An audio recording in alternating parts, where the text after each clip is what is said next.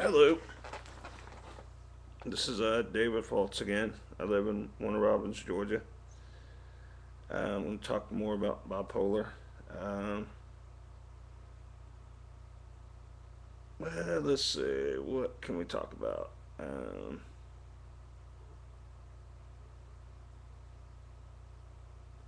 Probably um, after you've found out you're bipolar, you probably think about how it affected things in your life, whether it's your social life or with your family and with your friends, with your work. Um, with things you like to do. Um, it may seem like a gradual thing, or it may seem like it just suddenly stops everything. Um, Now I've gone through it.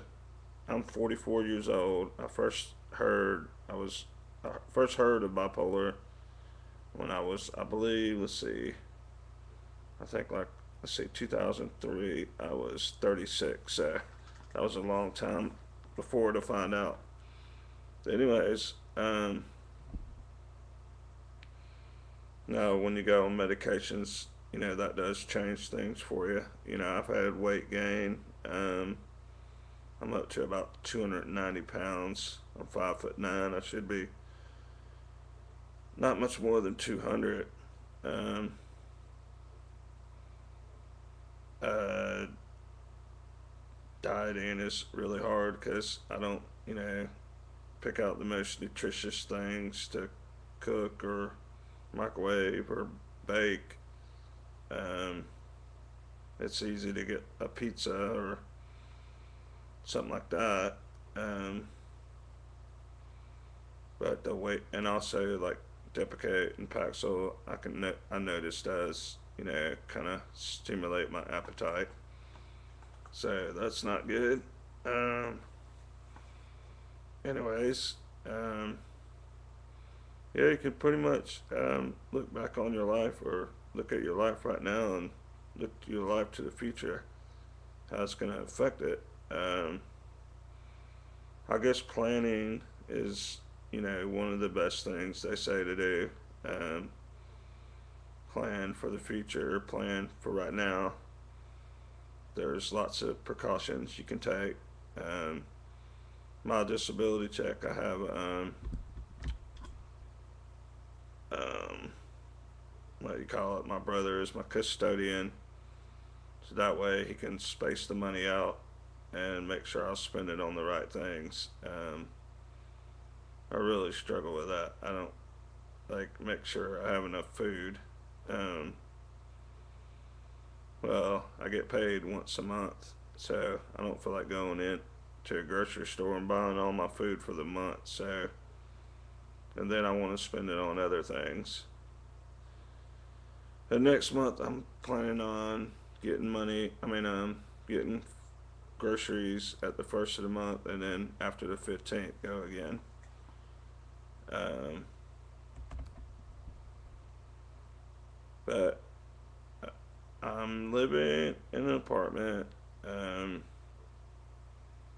so I'm fairly independent.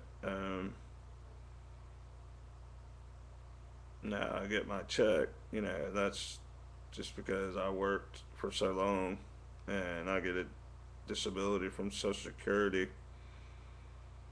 I was eligible to get because I had worked so long. Um, I don't think I was almost 40 before I applied for Social Security disability, and which still made it hard. And then and I've been doing these videos, and they've been viewed at my Facebook, and people have tried to criticize me for living off the taxpayers.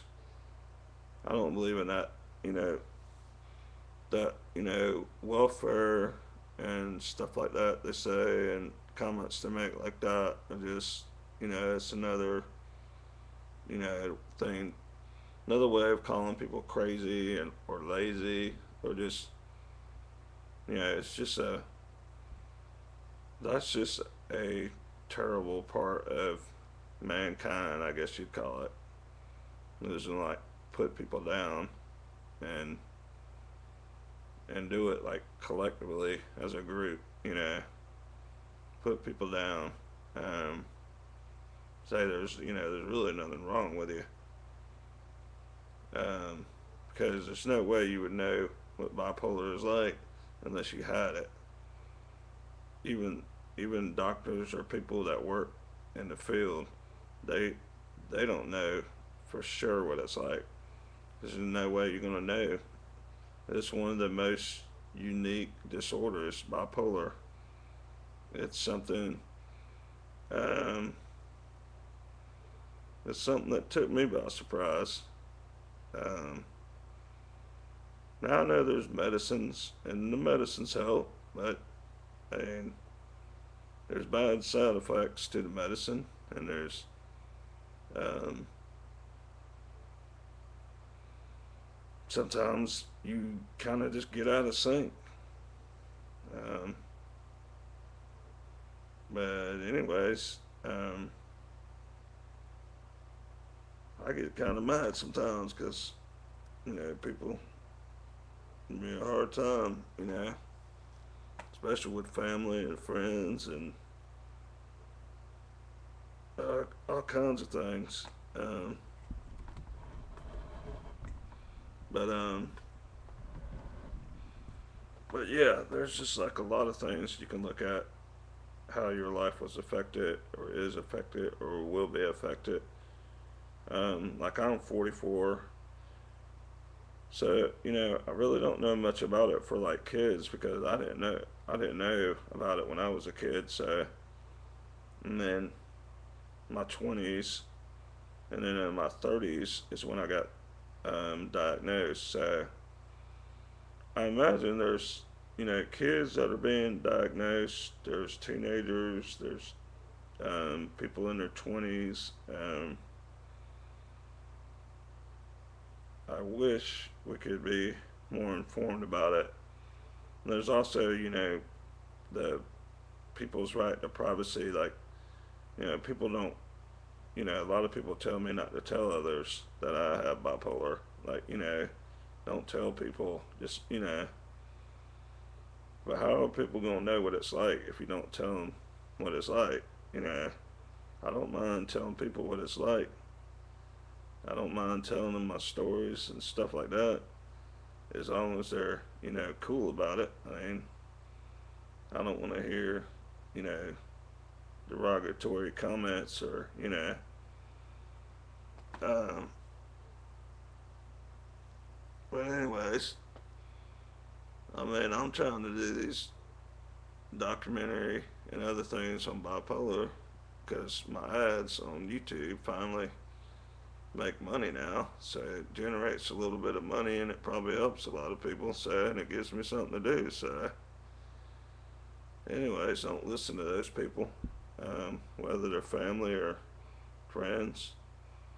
Figure out a way to live with bipolar. Um, and maybe, you know, you're like me and you just, kind of get by, And I kind of get by. I don't like, I could probably be doing a lot better, but, maybe I will, you know, maybe the next couple of days, I'll just start doing fantastic and get going. Um, I know I should exercise more. I know I should eat better. I know I should be happier. Um, and people always want to bring up work, like make that a big issue, about working. Don't really need to be a big issue, you know, because that's not the most important thing. And work is a big part of life, but it's not the only thing that's a part of life. Um,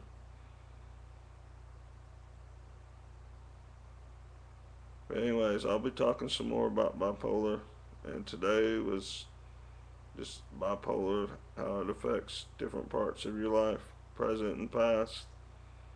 Y'all take care. Bye bye.